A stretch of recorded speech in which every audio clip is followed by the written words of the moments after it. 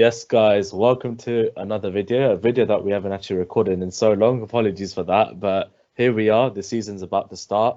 Pre-season's almost done, and what we know for a fact is Arsenal is done. So, and on that topic, we've got quite a lot to get through. Actually, there's been obviously a mad summer due to the Euros, and quite a lot of transfers happening regarding the clubs on screen right now, and maybe potentially other signings as well to come. And yeah, the season gets underway in under a week or so. But yeah, guys, we hope you're all well and stuff. Where do you guys want to start? I think we got to start with Leo Messi, right? Leaving Barcelona. Yeah. What do you guys just make of the whole situation? I'll leave the floor to you guys. Came as a shock, to be honest. I mean, before the contract with Barcelona and him were agreed, I think we're all pretty convinced that maybe he was going to leave, probably to City or PSG, he was going to sign with. But like in the last couple of days, he was actually going to sign the contract, and then literally on the day he got told, "Yeah, you're not coming back to Barcelona." So it's just such a crap situation to be in. I can't lie, I'm happy. You're happy as in terms of what? I'm happy for Messi. Oh, you're happy for Messi. I'm happy for Messi. He can leave that tin pot club now, and he can actually win a Champions League again now. It's actually unbelievable just how much of a mess like Barcelona have been in. Like, I'm sure Kunal sent a few things as well, like last week, and that massive essay I think he sent of like all the details of what's going on. Because I literally had like some knowledge of what was going on at Barcelona, but not to the detail that obviously what Kunal sent and stuff, which was about how the owner's just being an absolute prick, basically, and how they've just wasted so much money, which is unbelievable, to be fair. And wait, Shiv, do you know that guy Firpo? He came from Barcelona, right? Yeah, we just signed him. What, is it free, or is it loan, or did you buy him? No, we bought him. I can't remember how much we bought him, because Alioski left. So around 25 million, around 23 million pounds was the price. Yeah, something like that. So we signed him because obviously Alioski left on a free, so we needed left back. So just went all out for Firpo. Oh, fair enough. Yeah, because like you could, it's starting to add up. Like you start to realize now that players like Firpo obviously have left, and you kind of see that Barcelona do need the money, and the fact that they've been to Leo Messi is obviously it's disgraceful from like the footballing point of view, but they need that to like save their club. Otherwise, their club's it's going to get bankrupt, isn't it? Pretty much. I mean, even without Messi, they still. But I literally don't understand what happened behind the scenes, because Messi was ready to take a 50% pay cut, and his 2-year deal was basically being paid out in 5 years. So he plays for Barcelona for 2 years, but then his salary is paid over 5 years. So that roughly makes his salary around £300 a week, £300,000 a week, or 300,000 euros a week. And they have Griezmann on 750,000 euros per week. I don't know why they don't get Griezmann out of the club when they wanted to do so throughout the summer. But the thing is, if you were to get rid of Griezmann, the clubs they're not going to be willing to pay that amount of wages. Exactly. Yeah. Even if they offer half, Griezmann, players like Griezmann. But then, if you let him go, if you don't ask for money for Griezmann, say there is no transfer fee involved. So what we see when these free agents. I think you're breaking up there, bro. I think you're breaking up there. Can you hear me now? Yeah, we can hear you now. Do I need to pull out my dance moves again? Yeah. So, carry on. Yeah. When a team does not have to pay a transfer. Oh, it's happened again. Is it happening for everybody? Yeah. You might as well leave and come back. Yeah. See what happens there. But yeah, I think Conor was just trying to explain the whole Griezmann situation, but obviously we'll let him get to that when he comes and stuff. But do you actually think Barcelona could recover from this? Like, genuinely, boys think that they could recover from selling Messi, or if they've been linked with anyone? That's the thing. The way I see it is, Without Messi, they're nothing in that. I mean, even look at Aguero. My guy literally joined Oh yeah, forgot about Aguero. Barcelona. Yeah. He Mm. literally joined Yeah. Barcelona just to link up with Messi. And was it Now that Depay as well? Yeah. yeah, and now that he's gone, he's with his lawyers trying to find a way to get out of the contract now. Yeah. So I don't know. Without Messi, obviously their wage was still crazy because obviously they've got a cap in the Liga, isn't it? I mean, The rules in the league are different. They're weird, but it's different how it operates in it's like England. separate Yeah. to every club. Mm. I mean, even with Messi, if they still had the wage cap, their bill, whatever, it's like 110% of it. And without Messi, it's 96%. So Yeah. it's so crazy because there's loads of players that are on crazy wages like Dembele, Griezmann, probably Coutinho as well. probably nearly every big name signing they've had in the last 4 or 5 seasons. They're still at the club. Yeah, that's true. Kunal, you're back now. Is everything all right now? Now I can't hear I him. think he's on You're mute. muted. Yeah. Yeah, Is he on mute? he's on mute.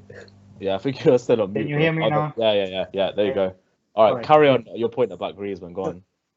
Yeah, so what I was saying, United did the exact same thing with Alexis Sanchez. Basically, we let him leave on a free so that Inter Milan didn't have to pay a transfer fee for him, and then they could compensate that amount into his wages. So what they could have done if they wanted to keep Messi was let Griezmann leave on a free, and the other club would have basically paid his wages. They could have kept Messi if they wanted it so much. Yeah, that's true, but it's just the way Barcelona's run. They've basically messed up everything in terms of who they bring in, who they sell, and how the wage structure is, which you can clearly see. Like, I genuinely think Barcelona are the new AC Milan. I think they'll just turn into that eventually, where they'll be finished maybe 6th or 7th in the league. Then eventually they'll become a top 4 team, and then maybe 1 year out of wherever they'll fight for the league. But I genuinely think that's them done now for a long time. I think looking back on those signings, you probably think at the time you wouldn't notice that as much, but now you're looking back and you're thinking, why did these players get signed for this much? Like Dembele was a crazy amount, wasn't he? 110 million. Still can't believe that. After one good season, players like Otto Turan as well, 40 million euros.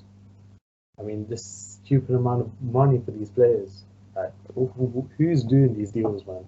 It's mad, isn't it? Stupid. It's crazy, but thankfully none of us are Barca fans, so we can't really be too sad about it. Obviously with Messi, I don't know if everyone at home and you guys watched the press conference and stuff. I thought that was quite emotional to watch, actually, just because of the amount of love and passion he's given for being at the club and stuff. We've all grown up. Obviously watching Messi as well. Champions League. You watch the occasional, Madrid derby, and yeah. So it's mad. But I think the funny thing is Messi wanted to leave a season ago.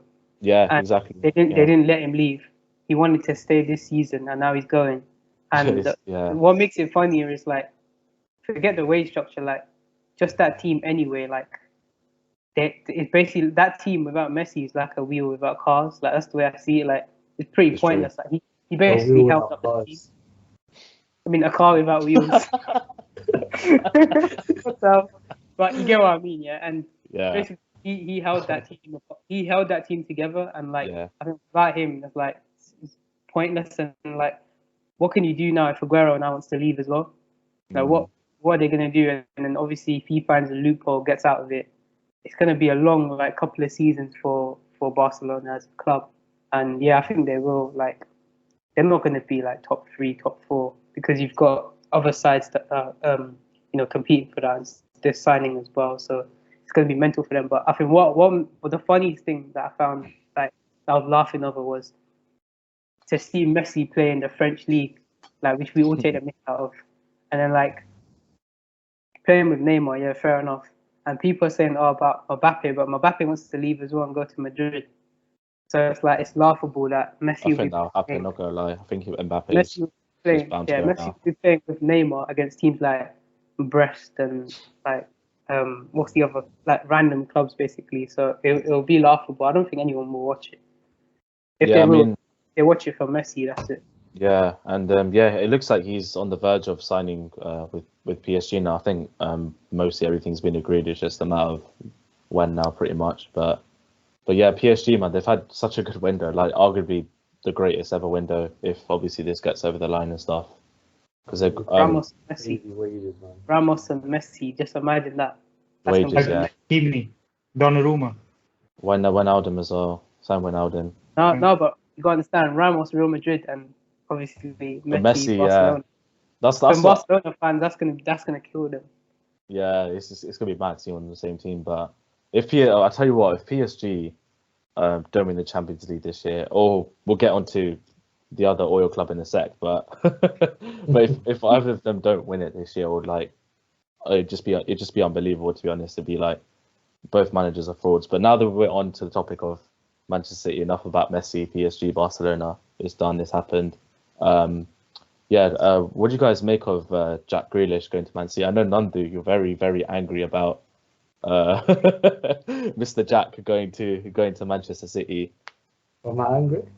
You were. You kind of were. You kind of were angry. No, because at the time it didn't really make sense to me, but then later on you kind of think. Yeah. Yes, it sort of makes sense. And then seeing him in a Man City shirt. Oh no, seeing him in a Man City top just makes me want to punch him. He's just got one of those punchable faces now. I like. With that hair in it. Yeah. The Keira Knightley hair. Yeah, I mean you could stand it when he's at Aston Villa, but now I'm seeing that light blue top. I'm like, I just want to box his head off. But in all seriousness, no, like they're obviously won the league and stuff. They won the Carabao Cup last year, did the double and stuff. They obviously want to recoup and like rebuild their team for the future. They've obviously got rid of Aguero, sent a couple of players out on loan as well. I think they signed. I'm sorry, they didn't sign. They sold someone, I think, for like 10 million as well. I saw a couple of weeks ago. But this is a big statement from them to like just basically keep dominating for like years and years to come, with them signing Grealish and also with Harry Kane as well, potentially maybe coming through as well to Manchester City as well. Obviously, this saga's been going for ages. We do countless episodes of like talking about Harry Kane, what's going to happen. Like this is getting like more frustrating than the Sancho saga, because with Sancho you kind of can't understand it's going to happen. We just knew he was going to go to Man United. It's just a matter of when, not if. But with this Kane thing, it's so in the balance, but we just don't know. But I saw a stat, I think, last week when Grealish signed for Man City. I think they spent like, I think it's £1 billion now since Pep's been there. Yeah, since Pep's been there, which is unbelievable. So they need one more signing to make it $1 billion. Yeah, they need Kane. Oh, is it really? Oh, okay. Oh, yes, yeah. It's with Harry Kane. Then it's $1 billion. Yeah. But it's mad. Sorry, go on. I was saying it's still mental though. Like that's 900 million or whatever. That is mad. Over what? No. When did he join? Was it 2016? Yeah, 2016. Pep came in. Yeah. Yes, 5 years, 6 years. That's over 5-6 years. That's insane. But if PSG or Man City don't win the Champions League next season, man, like I just won't be surprised anymore at this point. It's just like both these teams always bottle it, always. And it's like, what you can kind of think of it as one of them's due to win it very, very soon. But we say that every year about the two teams, but you never know, man. But we'll get on to some transfers and signings. So, Kunal, I'll start with you then, actually, because you guys have had a very, very good summer in terms of signings. You've obviously signed Sancho finally, and now you've got Varane over the line as well, and maybe one more to come potentially. What do you make of those signings? First of all, Sancho was a great signing. Should have happened last summer. Didn't happen last summer. So I'm not taking Sancho as a signing for this season. Should have been done last season. Enough. The money's been sitting in the bank. So if somebody comes out, if some Man United fan comes out and says that no, we've spent on Sancho this summer, no, the money was there last season. So all we've spent is 40 million on Varane this season and this summer. And Varane for 40 million is a top class signing. Sancho and Varane combined less for what Arsenal got Pepe and White for, and this is not a dig at Arsenal. This is just It should be a digger. Or yeah, it should be because. But anyway, this just goes to show what a football director of football can do when definitely they are at the club. So I'm really happy that Man United restructured, and then the job that Ole is doing is brilliant. And people say that he's not a top class manager, but then he just signed 2 world class players who really wanted to play under him. So we see that he's attracting top talent. And yes, I would say that we are a very strong team now, but the most important part of a football team is the midfield, and we are lacking one midfielder. And if we do sign that midfielder, I think that we might be in a title charge. Interesting. What you don't think at all with Sancho and Varane? You still think you're short, or do you think you could push City? Oh, I think he's frozen again. No, just getting ahead, bro.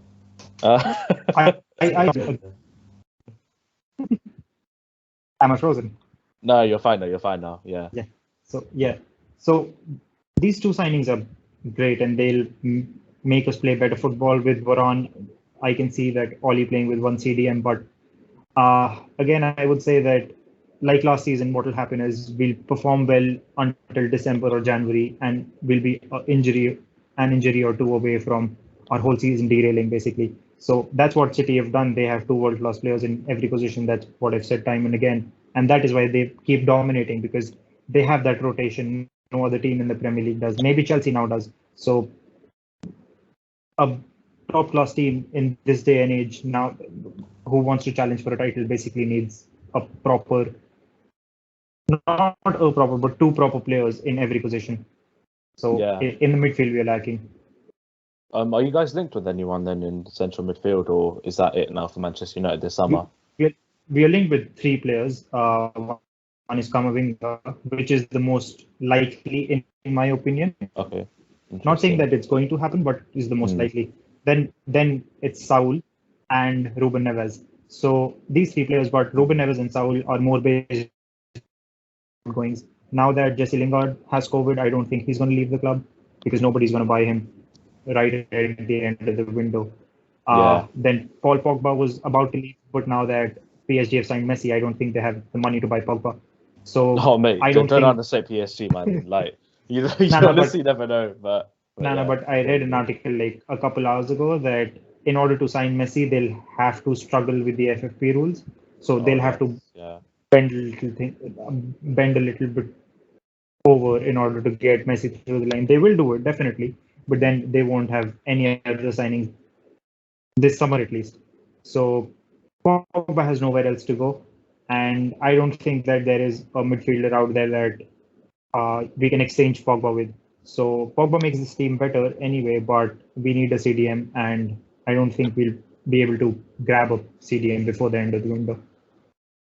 That's interesting. You excited for the season to start then? Your first game? Absolutely, because in the top 4, I think that we have the easiest run for the first 7-8 games. Not saying that we have easy games, but they are easier compared to what the other top 4 sides have. Yeah. So I think that once we hit that 7-game mark, we could see Man United at the top. And if we are at the top, I think the morale in the squad will be very high, and they might just go all the way, which fingers crossed, I want them to, but I still don't trust the midfield, especially with McFred. Fingers crossed, I hope they don't. Moving on from Man United then, we'll go to you then, Shim, actually. Is there any updates on Leeds then in terms of transfers? Because obviously we touched on Firpo, Samuel Firpo and stuff, but how's the pre-season going, and are you guys linked with anyone in the transfer window? Yeah, so pre-season's been pretty terrible, I'm not going to lie. Played Betis, we lost 3-2, I think. Fekir made like a dirty tackle on like one of our defenders, and now one of our defenders injured, which is that's just the normal like Leeds thing that happens in pre-season. No, pre-season was pretty bad. We lost to Ajax as well, but then again you're playing Ajax, and obviously they brought their youth on, and their youth are like mad, because like have one of the best like youth developments in like the world. But then we drew with Villarreal yesterday, which actually was quite an impressive game. Actually, it's quite interesting. So pre-season, yeah, it wasn't the best, but I think the players are going to aim like first game back is obviously Man United. That's the aim. Let's just try and win that because it's obviously the fans are back. It's at Old Trafford. It's the first time that fans will be at a Premier League game for Leeds in like 16 years. Obviously, last season we didn't get to go to any games, so it'll be pretty cool, obviously to be there live in the flesh in the first games at Old Trafford against Man United. That'd be pretty cool. But no, on the signings, we've basically had such a dry couple of weeks. It's been so boring. We've been linked with every player under the sun, like Damsgaard, Yango Herrera, Mateus Cunha, Matias Pereira. Basically, we're linked with every don under the sun. Even now, yesterday, everyone's talking about Dan James. And if you think, I don't know if any of you guys have seen, but we had the Amazon documentary, and in there they showed Dan James signed for us, and then the next day it fell through and he signed for Man United. So he's actually holding up the Leeds shirt signing for us. So he practically signed for us and then didn't sign for us, and now we're after that guy again apparently, according to tier 1 sources. So, but I'm not too keen on that because we've got Rafinha, so it's pointless. We signed Harrison from Man City for 10 million, in the region of 10-15 million. So that obviously gave them money to buy Grealish extra, obviously. But we had him on loan for 3 seasons, which actually I think is the best thing that the club's done in a decade. I was talking to a mate and thinking back to it, I think Dallas, who we bought, was 150 grand or something from Brentford. We bought Meslier, who was 1 million, and we got Harrison on loan for 3 seasons from City, and they turned out to be our 3 main crucial players. Obviously we've got more now, but I think that was really clever, especially Harrison, to have him on loan for 3 seasons, because not only did he help us get promoted, but last season he had such a great season. I wanted that deal to happen, and finally it's happened. Obviously we've got him now. But apart from Firpo and Harrison, we've had no transfers, no nothing, and and all Leeds fans share the same. We all want a centre mid because we've got Klick, who's been really good. He actually had a really good pre-season, scored 3 goals. But we've got Roberts, who I don't know, even in pre-season he's just so lackluster. He shows no energy, and you don't need that if that's your backup centre mid, or Bielsa likes to start this guy. I don't know why, but if he's our starting centre mid, you don't want him. And then obviously we've got Helder Costa, another player who's just so wasteful. With practically no point having him. So I prefer that we get a centre mid and sell Tyler Roberts, because Newcastle are actually interested in Tyler Roberts. And now that Willock hasn't gone to Newcastle, he's staying at Arsenal. If that happens, then I'd rather we offload Tyler Roberts now before teams start working out that he's not the full package. So I don't know, man. But I think we really need a centre mid by the end of the window. I've got a centre mid for you. I'm sure you're gonna want him. It's Timoe Bakayoko. He had a sensational game against Tottenham. You can have him. I'll drive him there. I'll drive him to Leeds. I believe his name is what's his name? Harry Winks. Controls the game. Harry Winks, Bakayoko, mate, show him, man. I mean, he already looked good in a white shirt as well. So another white shirt, just with a bit of yellow, stands out a bit more in it. There you go. There's 2 centre mids, man. You're not taking Skip. And then I think Kunal's going to offer I'll take Matic as Skip, well. and I'll take Jorginho. Matic. I'm going to throw him from Old Trafford to Ellen Road. He doesn't deserve a right. On the real, we need a centre mid, and so badly. But I don't know, man. I've got to the point where I'm thinking we could bottle it so bad, because last season obviously we finished top 10. We don't want to do worse than that. And Tyler Roberts in pre-season was so poor. He's one of them players. I'll throw him at any team. I don't care. Just get out of our club. Even if he goes on a free, I'm fine with that, because he's just so lazy, and it's just pointless having a player like that. And I don't understand why Bielsa wants to play him, because our youth, who even we signed. That's another player we signed, Lewis Bate from Chelsea, which you'll know. Yeah. He scored yesterday in the youth game.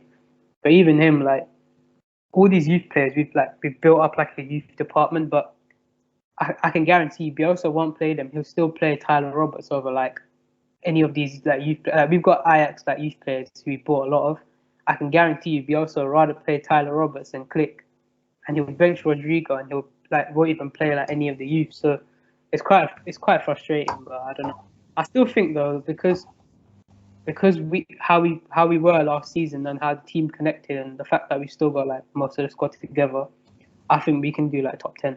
I'll be happy with top 10 finish, to be honest. Yeah, Second, it's possible. Bottom half is not for us. That bottom half is not for us. That's for clubs like Burnley, Crystal Palace, Villa. I think even Villa, they're gonna have a six. They're gonna have a six. No, they're gonna have a six season this season. Clip this for the end of the season.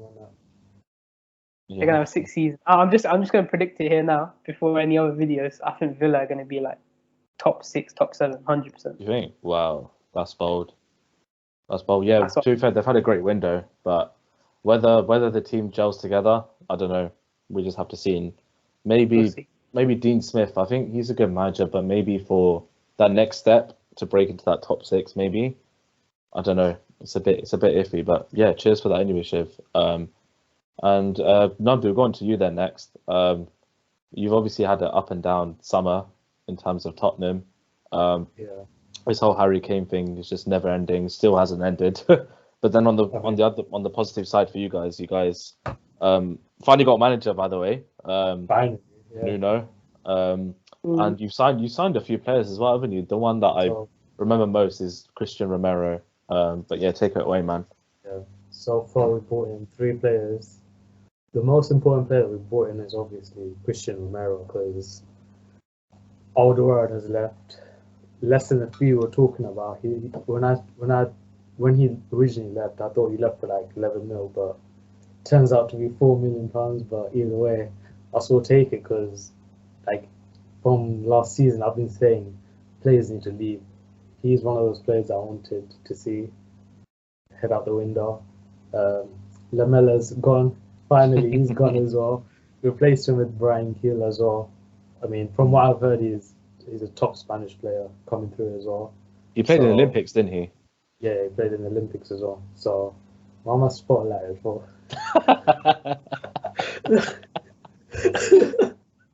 Okay, no pressure. Put the pressure on me, man. Okay, so Bryan Gil as well. I'm excited to see him come through, because I don't know how he's going to fit into the team.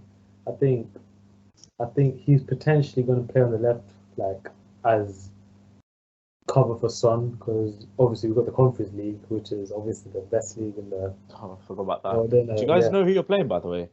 I swear the draws happen, isn't it?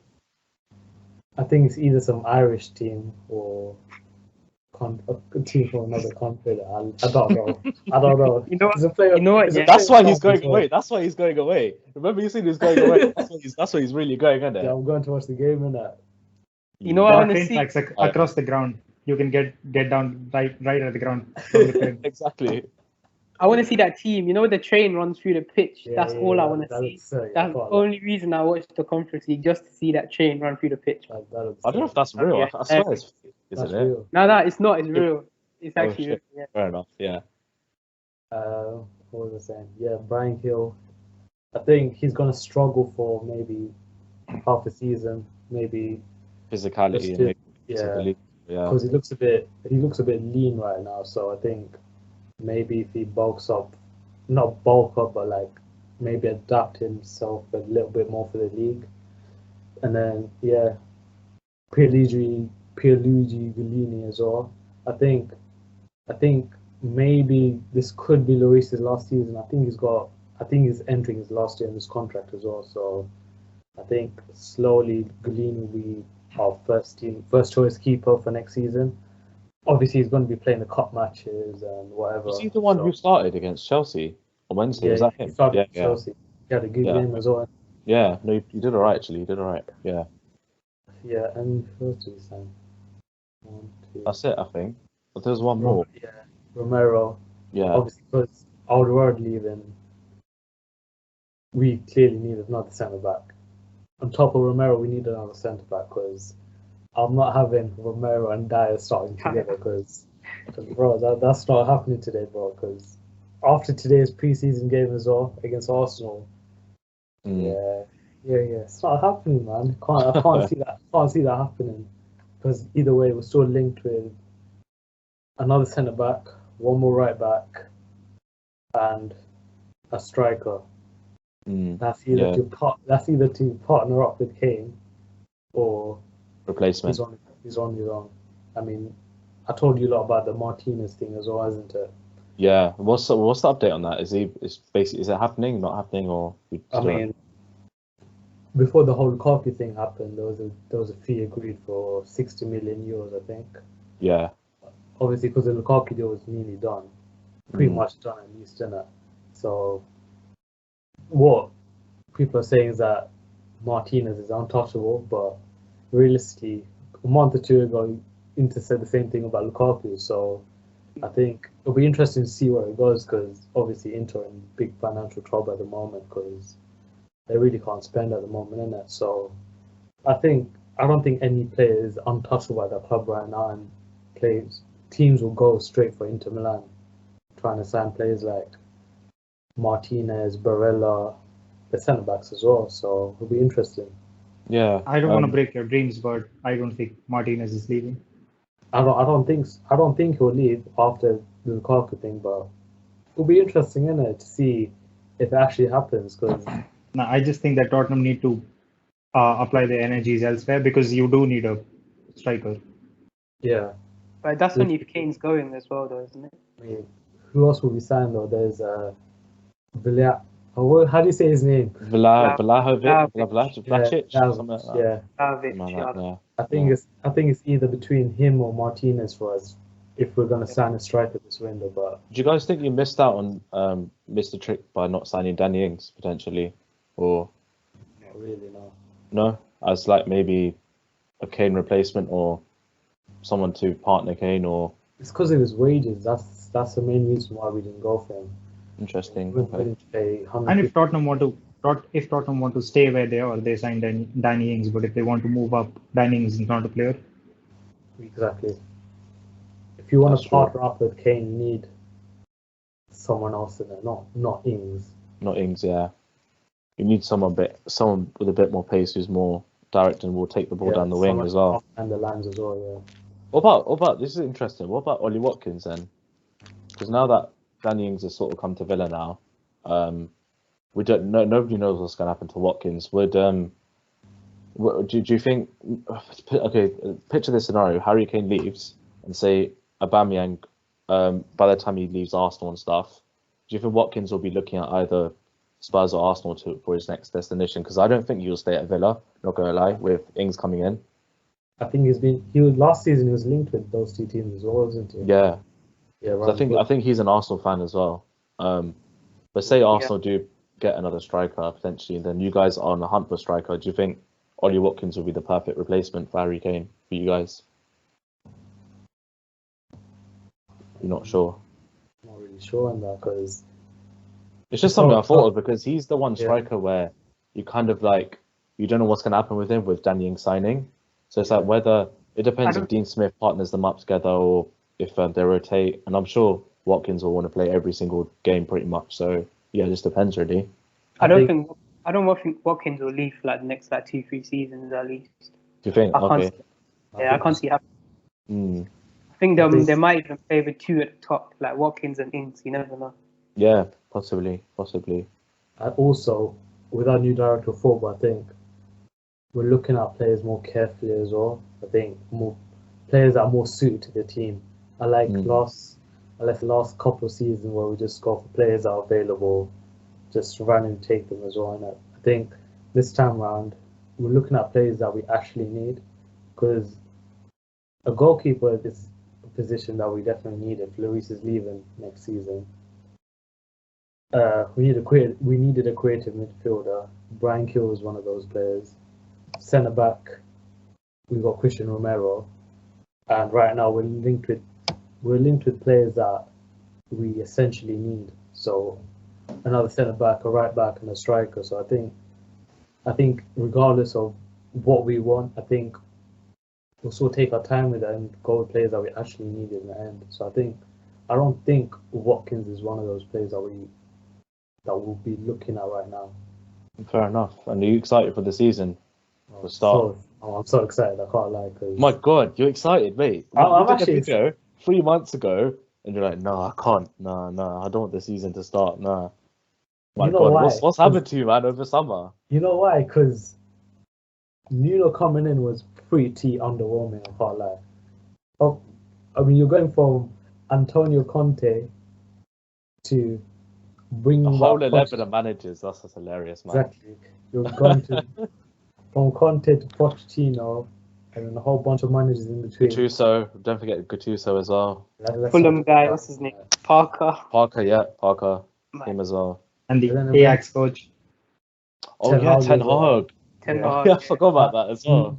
We were going for him, but then the board weren't convinced with him because he just seemed a bit, he just didn't seem convincing enough. So in the end, we went for Nuno. Obviously, that's underwhelming, but looking back at the other teams he was with, Valencia and Porto, the way they set up as well, I think it looks promising because it won't be further back like it was with Wolves. At least I don't think it will be, because with pre-season, it's been looking like a 4-3-3 at the moment, with Son playing up front, but I don't know how that was gonna go. But I want to see Skip start, man. I want to see Skip start. Skip and Yeah, he Hoyte looked together. really good in the Chelsea game. Chelsea v Tottenham game. He had a good game actually. He was the one that sort of stood out. But yeah, you look at you now. He's all smiling and happy now. Compared to the this is like 3 to 4 months ago, he was completely broken. Now he's a new human now. But yeah, cheers for that, Nandu. And on to us then next. So it's been sort of a frustrating window for us because we've seen all these teams do loads of deals and stuff like Manchester United and Tottenham, obviously, Arsenal as well, signing Ben White. But it's been a long, patient, and deserving wait for us because we've pretty much signed Lukaku. It's just I think he's just got to do his medicals now. I think for about 95 million quid or something. So yeah, just on that signing generally, it's really important that we signed him because even Nandu probably watched the match on Wednesday. We saw how Timo Werner still isn't clinical. I mean, the offside goal it was technically onside, but he should have scored a chance in the second half. I mean, you would have thought that after the Euros, maybe he might have fixed up a little, but I don't know. I didn't believe he would. To be fair, like if someone can't finish, it takes them years and years to like nail it down. And with players like Lukaku, Haaland, you just know that they're made for that kind of thing. Yeah, but either way, I think take away the goals from Werner, he's still got the goal. He contributes to the team, which is the main thing, which I still think he'll do for next season. I highly doubt he'll get the tally that everyone's thinking that he would for next season, but I do think he'll contribute in the right areas for us because he does make the runs, he does provide assists, and he does like cause havoc in the defenses. So that's the thing with him. But also just with Lukaku as well, I've cried for ages about not having a proper striker on our team, like someone like a Drogba or a Costa. Now we've got a player like Lukaku who has always been sick, and I regret us selling him so early. After that, did I not call this months ago? I swear I called this months ago. I think you and Abhinav did actually. Yeah. Said you might need to. At the time, I was like, yeah, it will happen. But then obviously, with Inter, they fully said no. Then that's when okay, cool. We'll just focus on getting Haaland or whoever. But now that it's just suddenly just turned around back to Lukaku, it's like okay, yeah, like I'll happily take him. I believe he's the same age as Harry Kane, or will take 1 or 2 years. I don't know, something like that. So. He's still in his prime, and obviously you guys know how good Lukaku's been throughout his career and stuff, and he'll thrive off the amount of chances we create from out wide and through the midfield. So, what do you think on Lukaku? Sorry. What do you think your front three is going to look like for next season? It's tough because our front three is going to rotate so much. It's going to change so much. But maybe apart from Lukaku, I think Lukaku will be nailed down to start most games. But because we've got players like Ziyech, who's had a really good pre-season as well. But obviously, I don't know if Tuchel's looking at pre-season or if he's looking at the players he trusts, because Ziyech was one of those last seasons who didn't have a good season last year, but has had a good pre-season. You've got Ziyech, you've got Pulisic as well, you've got Mount, who can play in that front three as well. Then you've got Kai Havertz and Timo Werner, and you could argue Hudson-Odoi, but he's going to be more of a right wing back for us, I think. I think that's just what Tuchel's decided because we've got so much depth in those sort of areas, and then not forgetting Tammy Abraham, who, by the way, is getting worse and worse each game. Yeah, against Arsenal, is. bro, he was so bad. Even against Arsenal, I know he scored, but Tuchel is just like he's destroyed him basically. And I think Shivy said something earlier about Tammy maybe going for 40 million to Atlanta or something like that. Was it Atlanta? Yeah. So that could happen as well. But yeah, our front three, I think it'll be Mount, Lukaku, and Havertz. That's what I think our front three would be. I think Havertz is gonna have a very sick season this season. Yeah, this season he's gonna proper like Sean. He's had a good few months, to be fair. Since the turn of the year, he's actually had a good like 2021 in the sense for himself. But I can see that bring our front three. Also with the Koundé stuff, I think we're signing Jules Koundé very soon as well. Maybe after the cup, but it's just annoying that it's happened so late in the window, because ideally you want all your players signed just before, like maybe a week or 2 weeks before the window, or get them done as early as possible. That's what they're normally saying. It actually does make a difference, but I'm not sure when Lukaku would possibly play. I don't think he'll play the Super Cup. I don't think he'll play against Palace. Maybe he'll play our second game. I can't remember who it's against. I believe it's either, I think, is it Liverpool or Man City? I think we've got no, it's Arsenal. That's it, Arsenal away.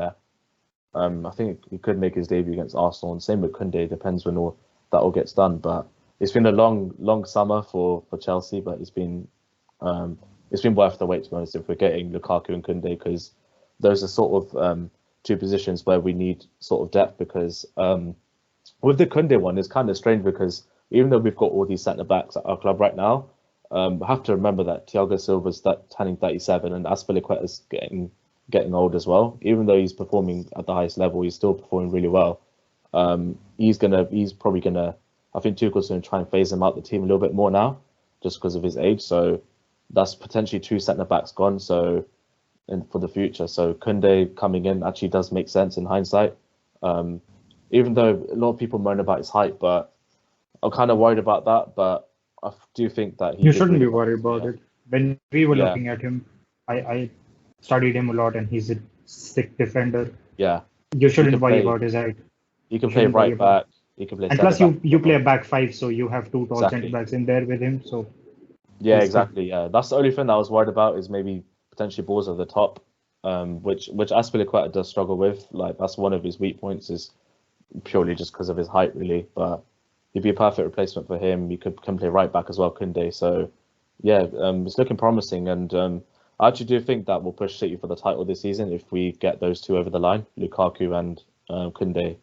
That's sort of my prediction. I still think Man City will go all the way and win it, but I do think Chelsea and Man United will push them, I think, to be honest. We'll just have to see. All of us are sleeping on Liverpool. I think that because Van Dijk I'm not sure, man. I don't know. I'm still not. I don't know if Van Dijk and Gomez can regain their form. I think they're a force to be reckoned with. I don't think they can do it that quickly, though. They're not going to just That's what I think as well. Back to normal. That's the thing. But especially with all these what signings, top level players do. I think it's City, Chelsea. Like that's a title run. Yes, I don't know. It's tough. I do think Liverpool make top four, but I'm not sure. I'm not fully convinced, and the fact that they haven't signed. Well, they only signed Konate this summer, haven't they? They haven't signed anyone else, and I think Abhinav did mention that they have to sell to buy. That's the way that Liverpool run and stuff. So I'm not sure, man. I don't know. A forward, yeah, potentially as well. So I don't know, man. This Premier League season is gonna be interesting, man. I can't wait for it to start. But yeah, guys, any other final thoughts before we wrap this up? Nah, nothing. No. Lads, what do you think about the kits? Quickly. Oh, kits. Would you I hate our away which one's the kit. best and which one's the worst? Can't remember Off the top of your head. I do like. To be fair, I do like City's away kit. Do you know the kit they wore yesterday? That's a nice kit. That's nice. I like that. That's a nice kit. I've seen Leeds' one. Leeds kit's nice actually. It's decent. All right. Our kit's just shit. I hate our yellow one, but it is what it is, isn't it? But yeah, don't forget to sub to our channel as well. And yeah, let's hope the season starts well for Chelsea. Chelsea only, innit? We'll see you soon. We'll see about that.